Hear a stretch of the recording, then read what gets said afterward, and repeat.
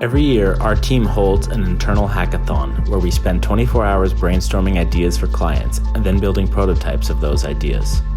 We do it to infuse creativity and fun into the development process and to give us a chance to experiment with new technologies. This year, we had 7 teams participate, building prototypes that used AR, VR, home bots, machine learning, and progressive web technologies. The winner built an augmented reality car customization kit that could be controlled by Google Home devices. You can load a car that appears in your driveway. Using voice commands, you can change the color or the wheels, or add aftermarket modifications like a spoiler. You can walk around the car, get up close, and even look inside at the interior. The model we used was relatively simple, but there is no limit to the level of detail a 3D model could contain, so that even the most intricate details could be explored.